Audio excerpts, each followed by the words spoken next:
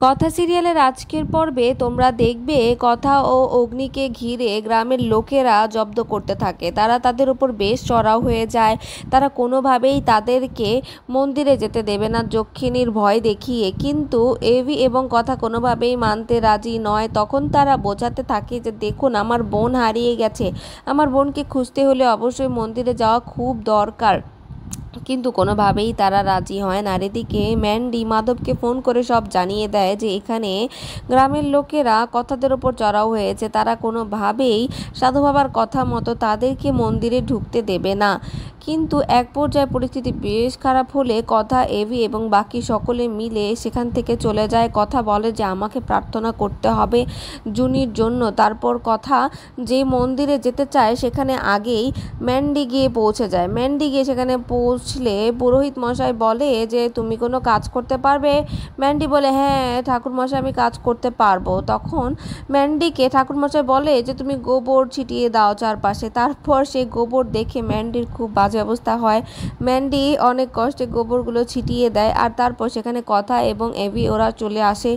কথা এসে দেখে সেখানে ম্যান্ডি রয়েছে। ম্যান্ডি তখন কথাকে বলে আপনি যদি এখানে প্রার্থনা করুন, আপনি মানত করলে এখানে সকল মানত পূর্ণ হবে। তারপর সেখানে কথা নিজের মাথা ঠেকতে থাকে পাথরে। আর এটা দেখে পুরোহিত মশাই বলে তোমার সাধনা পূর্ণ হবে। আর এখানে এভিও দেখে যে কথার খুব কষ্ট হচ্ছে, কথা মাথায় ব্যথা পাচ্ছে। তারপর এভাবেই তো কথা মাথা থেকে এভিকে রক্ষা করেছিল হাসপাতালে যখন ছিল এভি। তারপর অঙ্কিত এবং বাকি সকলে মিলে বলে যে কি করছিস তুই, ওকে থামাচ্ছিস না কেন? তারপর কথা ওখান থেকে উঠে যায়। তারপর ম্যান্ডি তাকে বলে যে একটা নাটক করতে থাকে। ম্যান্ডি যক্ষিণীর ভয় দেখাতে শুরু করে। তখন কথা বেশ ভয় পেয়ে যায়। তারপর অঙ্কিত এবং অগ্নি বলে যে তুই একটা শিক্ষিত মেয়ে, তুই শিক্ষিত মেয়ে হয়ে এসব দেখে কেন ভয় পাচ্ছিস? আমরা অবশ্যই মন্দিরে যাব। তারপর ম্যান্ডির কোনো চালই আর সফল হয় না। সকলে মিলে মন্দিরে যেতে থাকে। আর সেখানে গিয়ে দেখে মাধবের সাথে দেখা। মাধব তাদেরকে একটা ইতস্তত বোধ করে অন্য কথা বলতে থাকে।